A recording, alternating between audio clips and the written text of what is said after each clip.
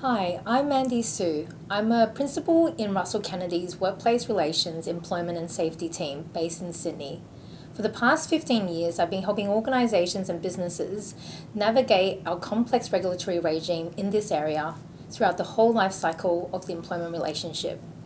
Hi, I'm Sara Ibrahim and I'm a lawyer and I work closely with Mandi in Russell Kennedy's Workplace Relations, Employment and Safety team in Sydney. So Mandi and I have been reflecting on the different matters that have come across our desk in 2024. We noticed that there was a significant increase in three different areas. Firstly, applications made to the Fair Work Commission, particularly in the form of general protections and unfair dismissal claims. There's also been an increase in psychological injury claims. And finally, workplace complaints and investigations. What's interesting though is typically there's an interplay between these three different areas. This trend is actually reflected in the Fair Work Commission's latest annual report, Access to Justice, where the Commissioner reported that in the past year, 2023 to 2024, it was the busiest period on record yet.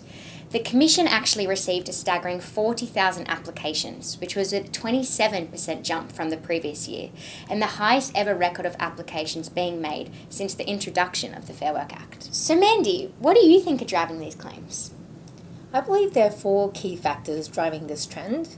Employees are more informed than ever about their rights, and we're seeing this reflected in the complexity of the workplace complaints and as well as employment disputes that come across our desk.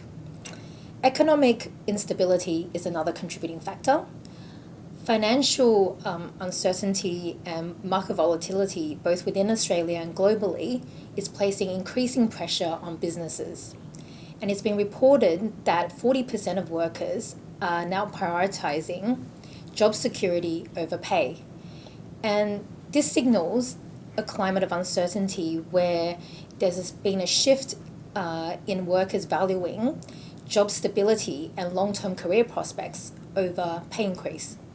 Change management is another driver in some of this trend. And what I mean by that is, in this kind of economic climate, we are seeing changes at the leadership level in organizations and businesses.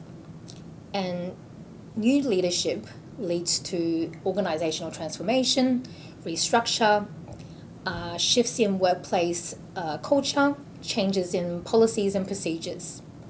And this is what we call or refer to in the HR lifecycle as the disruption phase. And while some employees will see this phase as creating new opportunities and they will really thrive in this environment, more commonly the types of reaction that we see are employees who might initially have denial or resistance to the change.